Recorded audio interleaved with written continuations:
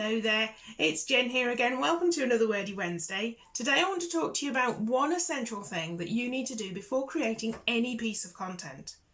Before you create your own piece about a set subject, preferably before you even schedule it in to create, you need to check what content is already out there about the same topic before you put pen to paper. There are three major reasons for doing this: uniqueness, SEO, and competition. Firstly, uniqueness. You can't be unique without knowing what's already out there.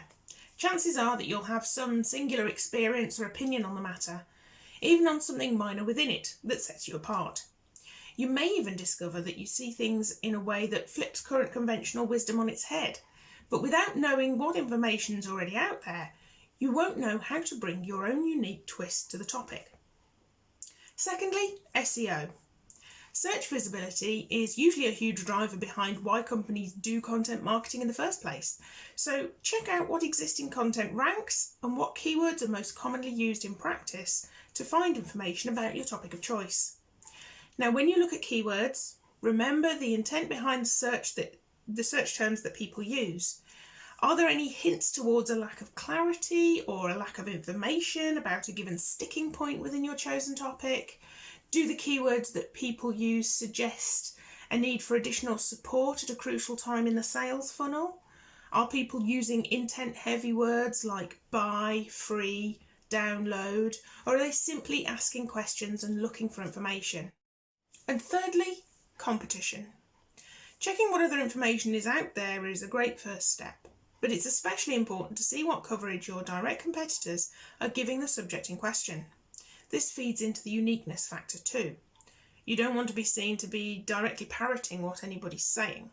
But are there any areas within the topic where explanations commonly get skipped or glossed over? What gaps can you fill with your piece? Can you provide any particular insight or present things in a way that gives you a competitive edge? Do you disagree with anything your competitors recommend? If so, is there a way that you can present a counter-argument in a way that preferably doesn't directly call them out? There's arguably a fourth point here too: social. What content are people sharing with their contacts on social media about your given subject? What kind of things get the best engagement? Are people using any particular keywords or hashtags or groups to get eyeballs on their content? So always take the time to check what your content is going to be rubbing shoulders with once it's out there. An awareness of the current content landscape helps you create standout content that your audience will love. That's it from me for today. Thank you for watching.